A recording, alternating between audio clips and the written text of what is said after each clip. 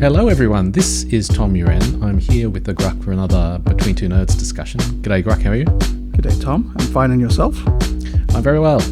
This week's edition is brought to you by MasterCard. I spoke to MasterCard's Mike Lashley, their Chief Security Officer, last week, all about why MasterCard got into threat intelligence and what it hopes to really gain from it. That's out on the podcast channel, link in the description.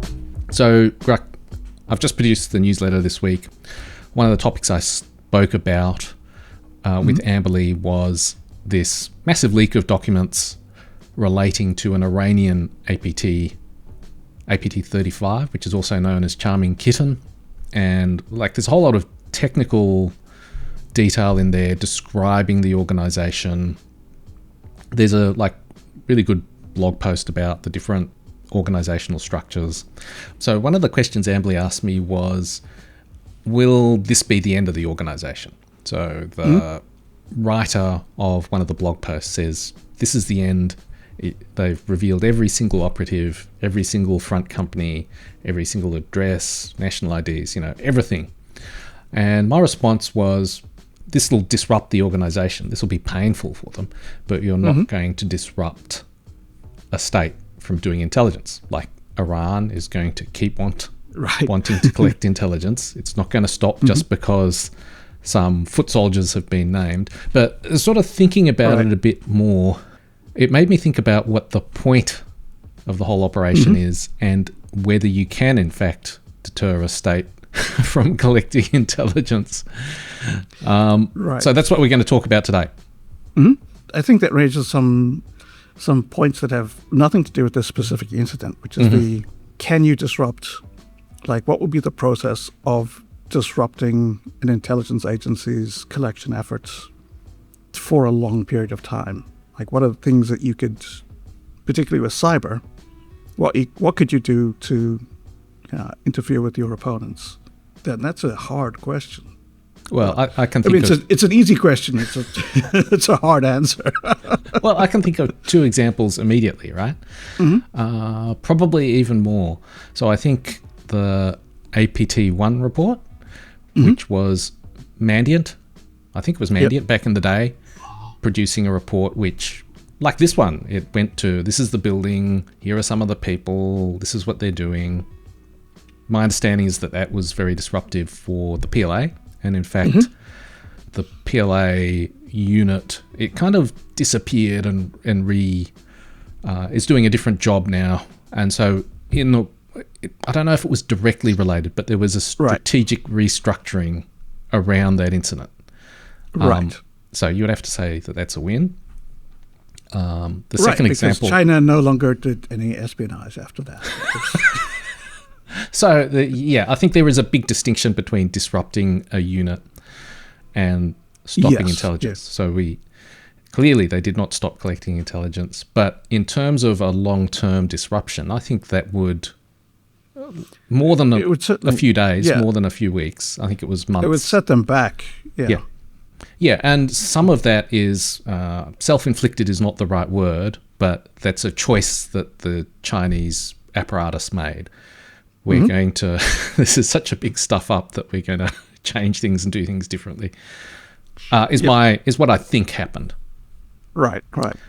And then the second one is actually shadow brokers and the Snowden leaks. If I put them, I'll group them together. I think that is, again, it didn't stop the US from collecting intelligence or its Five Eyes partners, but it was disruptive. Snowden was very disruptive to the NSA. And I think it actually, you could say it did stop them collecting because the rollout of SSL accelerated massively. And for example, they used to collect on Google when Google was transferring between data centers, and then Google encrypted that. So that blinded NSA to one of their collection points. So I'd say it did stop them, at least on some collection operations that they were doing. Yes, cyber can do that. Right, yeah. It allowed people to impose countermeasures or whatever. It sped up countermeasures arriving. And then that makes me think that this incident will have a similar effect on APT35 or charming kitten or whatever, it'll result in some sort of short to medium term disruption. Now, I think both of those cases, NSA and APT1, it's the host government being sensitive to the political fallout. Yeah. Yeah. And so maybe, I guess it's possible that Iran will go, oh, whatever. Just keep going. I don't know. I'm not an expert in that sense to know whether that will be true. But it doesn't seem like revealing everyone's name stops you from hacking, right? There's no direct... like, it's not like a cover organization. I can't touch keyboard. It's not... If you reveal like the location of a safe house in London, that safe house can no longer be used. It ceases to function. Whereas if you reveal the location of an office in Tehran where people go to do hacking, they can still go there tomorrow. Like nothing has actually changed. But I do wonder in a way if there might be secondary effects. So like the second order effect might be that by releasing the list of target companies or the victims that were being targeted, they might take steps. Like they might have not been as particularly careful as they should be. Right. So again, now sort that they of know countermeasures. Right. That they might be like, oh, okay, since we're in the crosshairs, maybe we should invest in that patching cycle that we've been putting off. Yeah. Whatever, right? Yep. Now, my other thought was that this Iranian case, I got a strong feeling that it was the Israeli intelligence that was providing... Ooh, that's... I hate to judge before all the facts are in, but... the giving these materials to Iran International, that was the media outlet that published them. And it was, for various reasons, which I won't go into.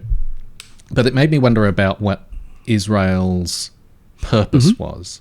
So it's actually been, I think this is the 5th in a series of leaks from October this year. So there's obviously a timing thing. There's been that actual bombing of Iran. And so it seems this is timed somehow to take advantage of that. But it's not exactly clear what the purpose is. So, I mean, the purpose is to disrupt it, but is there a deeper, I guess, coordination or orchestration with other things to try and amplify the effect? Which is what you and I are always looking out for. Yeah, so I've been keeping a little bit of an eye on this. I'll be the first to admit that it's not...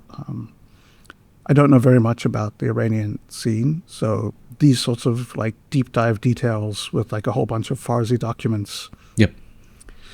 I don't get very deep on it. But it doesn't seem to be linked to external actions of any sort. There seems to be some internal logic to it that is following that is not obviously... it's not obvious that there's a car crash. Oh, there's another car crash. Oh, there are 5 simultaneous car crashes that all killed the heads of cyber. And the same day, then this thing came out where it's some sort of combined arms cyber intelligence offensive. There's nothing obvious, at least. I think it's a self-contained operation from what I've seen, but it's had this rolling effect where there was the first one that came out and there's a whole bunch of ooh, this is pretty bad. Yeah. And they were there'll be more, and everyone's oh, this is going to be good. And then there's the next one that came out and that was pretty good. And there's another one that came out. So I think that you have to say that part of the operation is that this sort of repeated these hits that just keep coming on a regular basis, saying right. Yep. So Machiavelli, he said that if you had bad news, to get it all out at once, and then people move on. And this is the exact opposite of this. It's bad news, more bad news, more bad news. Right. Drawing it out, reminding people, hey, these guys suck. A few weeks later, they still suck. They suck even more next week. Yeah. Remember them? Yep. They suck. Yeah. So one thing I was thinking about is maybe so this is a department of the IRGC, the Islamic Revolutionary Guard Corps. Is it Revolutionary Republic? Anyway, yeah. It's a department of that, yeah. so they could lose faith in these particular people. So it's possible that these particular people who run this hacking outfit could, not be employed by the IRGC anymore. Right. But then, and so there would be quite a disruption to find other people. But it would be, they will find other people. Right. I mean, they already have other people. Even if they just shift workload around, it's, Right, yeah. Although I guess Charming Kitten has been around for quite a long time. So there might be some institutional knowledge. Yeah, I mean, that is being lost. There might be sort of personal relationships which have been used to get around bureaucracy, ways of doing business that have been established over years that will have to be rebuilt. And while they're being rebuilt, they'll be very inefficient. Yeah, so I guess from an Israeli point of view, that would be the absolute best you could hope for, that the actual Department 40 organization will, all those people will be left jobless or cashiered out, drummed out, which I find hard to imagine, but I suppose that seems to me to be the extreme, and it would be right. Well, I think it's realistic to assume that there's going to be a lot of shouting at some closed door meetings. But here's what I think might be a side effect of this prolonged, release, then release, then release, then like this. At some point, they're going to get acclimated to it. Oh, what's it this week? Right, yeah. They've published your internals. Pff, that's nothing. Yeah, they really have it in for you guys. Yeah, it's like the first one is probably a big shock, and the second one is like, this is getting worse. And the third one's like, I guess it's still getting worse. And then the fourth one's like, geez, don't they have anything else to do? And by the fifth one, it's like, okay, we get it already, Well, I mean, another thing is probably if you're that badly compromised, it makes you think that you've got to rebuild all your infrastructure. So that would be a pain. Yeah, and so if you think about it, by the time you get to the fifth release, all of the sort of countermeasure responses that you would have had to do, you would have kicked off, right? So the first one might have been like, okay, maybe it's not so bad. We can weather the storm. The second one comes out, you do your full damage assessment. You go through and you're like, okay, let's just assume everything is burned. Let's bite the bullet. We'll do the big rebuild, the big whatever. And then when the third one comes out, it's going to be like, yeah, we've already mitigated this. It's just like, this is historic data that's still coming out. It's, What else can we do? We're cooked. Right. We've hit rock bottom. This does seem like as bad as it could possibly get for a state intelligence service. There is it's the gold standard for state doxing, I suppose. But it also makes me wonder about what could you do against China or another state, for example. This seems to be a particular case that is probably as good as it's going to get. But I think it's... Well, I was going to say the jury's out on how long it's actually going to disrupt this organization, but something will come back. What I would say is, I think that this might be unique to the Iranian intelligence apparatus, because they rely so heavily on this ecosystem of contractors. I think that if you hit a contractor, then it will cause disruption simply because the contractor is vulnerable in a way that a state service itself is not. And by removing them, you might deter some of the other contractors in that ecosystem. Right. So I think that this sort of attack is likely to work against that environment if it's going to work at all. Right. It did strike me that the numbers of people they were talking about were rather small. So the whole organization is 60 people. I think that's actually quite big for an Iranian organization. Right, yeah. So I guess that goes to the scale of the whole industry, right? Yep. So if it's China, it's probably, 100-fold bigger. 6,000, right? Like this. And that makes it a harder target.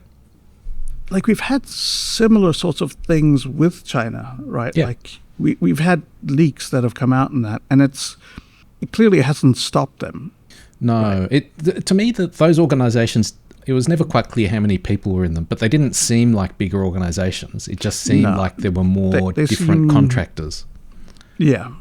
So my impression is that Charming Kitten is they've been in this space for a long time, right? They've got a serious longevity. They've been around for years.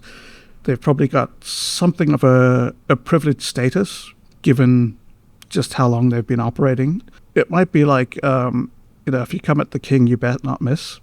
Like Right. they might be going after the top dog as a threat to everyone else in the environment. Whereas like if even the guys with the 15 years of experience and the really close friendships and like all these good relationships, the huge team, if they can get got, like if they can get taken down, what chance do you have? Right. Again, like I think this is very unique to that environment. Like there's a chance that it might have a deterrence effect on other players. Right. And that would eventually impact the IRGC's ability to collect itself. It's the sort of thing where like if you take out this unit, it could disrupt a whole bunch of other units, which would actually have an impact. But that, for example, wouldn't work as a strategy against Norway or the Netherlands or the UK, right? Like because they don't have that sort of structure of Right. Yep. cyber that you just. Well, yeah, is it a principal agent problem where the interests of the contracting companies are slightly different from the interests of the Right. state? Whereas when it's the state doing it, there is no... It's they're a aligned. principal solution. That's right. Yeah, so I was thinking about the Chinese ecosystem where it seems like the companies, they don't feel like they're any bigger. Probably some of them are.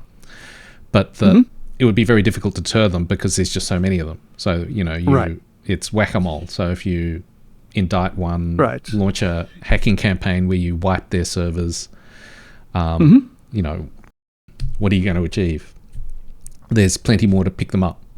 Right. Like, well, someone's just going to look at it as an opportunity of like, okay, Yeah. if they're out of the way, then it means that their contracts are up for grabs.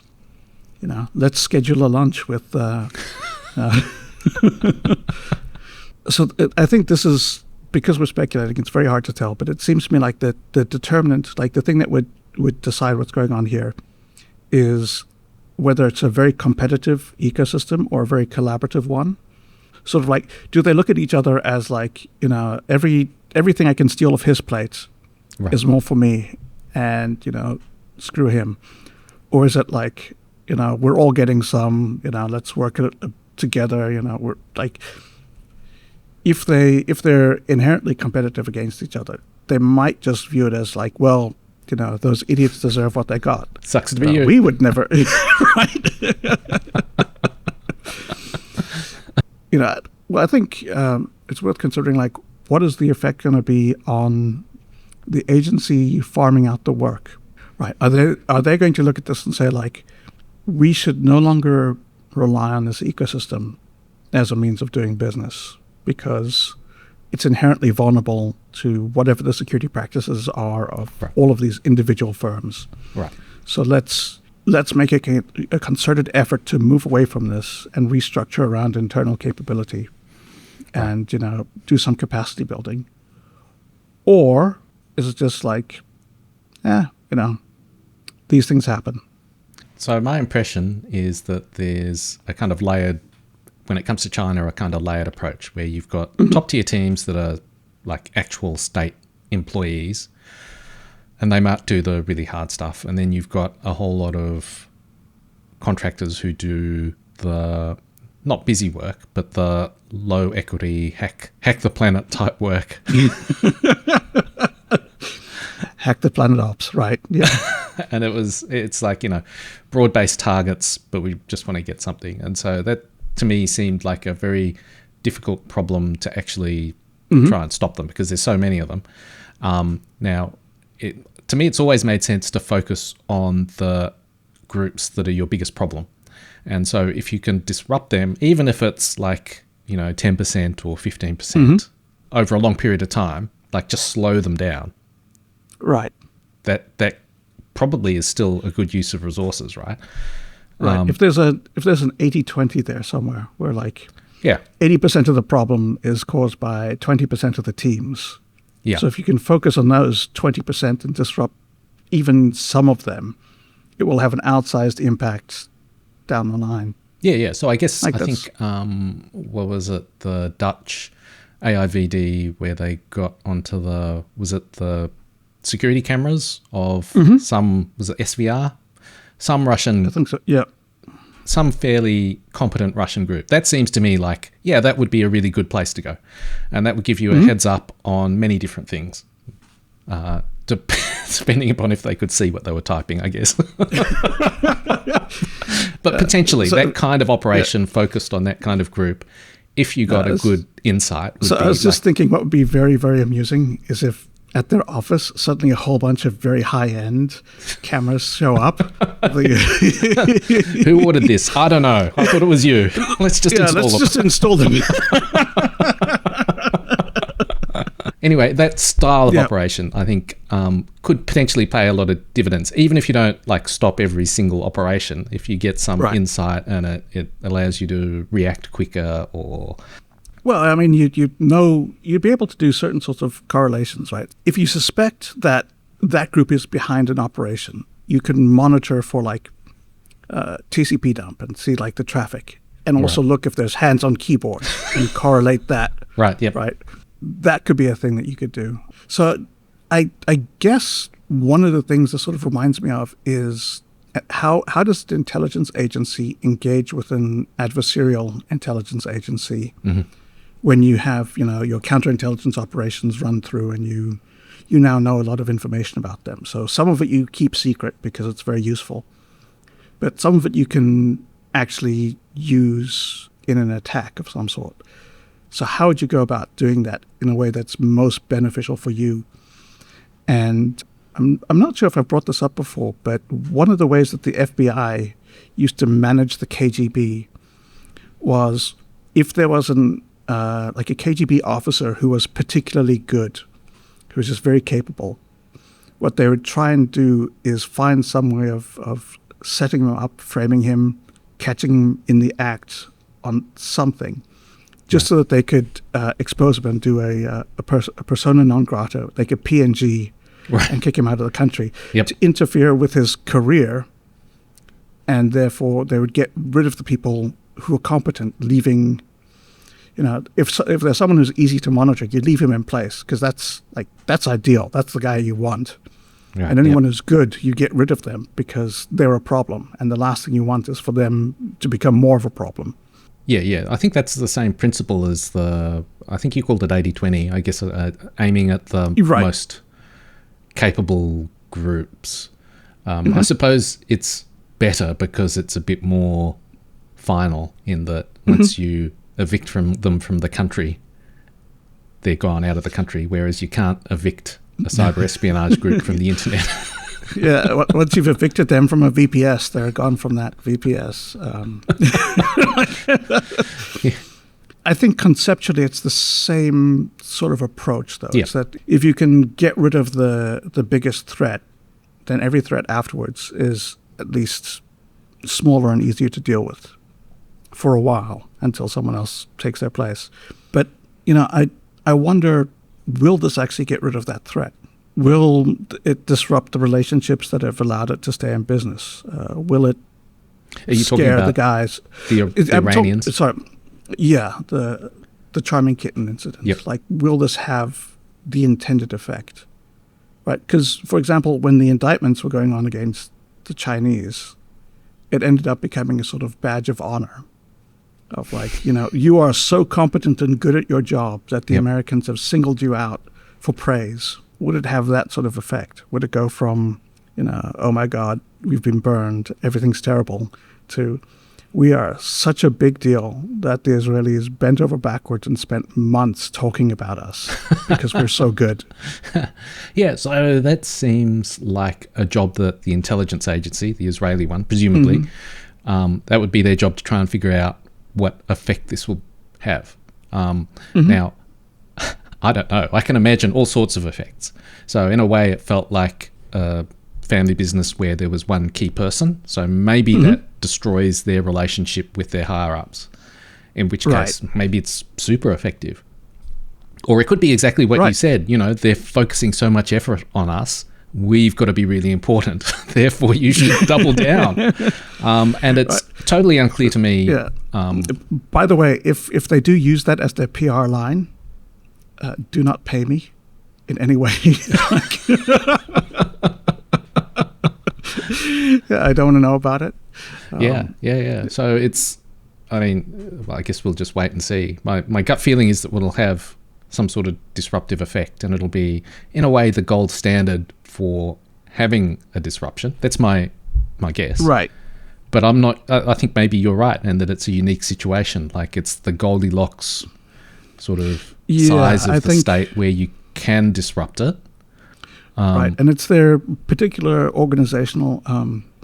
It's the particular structure of their intelligence ecosystem and the way that they do their intelligence work that makes them vulnerable to this sort of thing.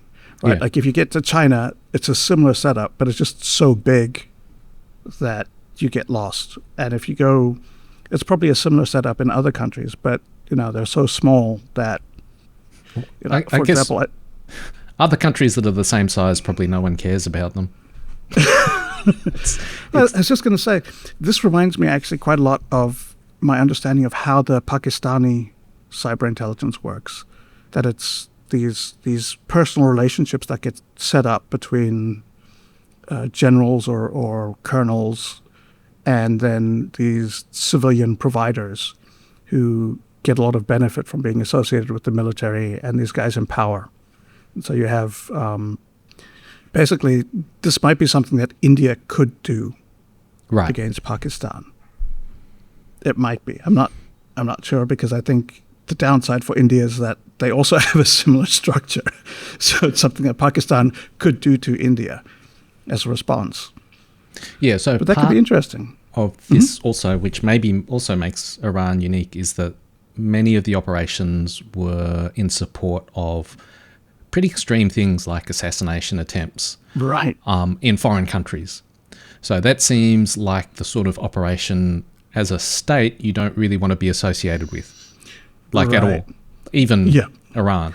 Yeah. And so, maybe Pakistan, it does more, air quotes, normal intelligence operations that are more just collecting intelligence rather than collecting intelligence for the purpose of killing people. Right. And so it makes them less susceptible to the doxing, because it seems less outrageous.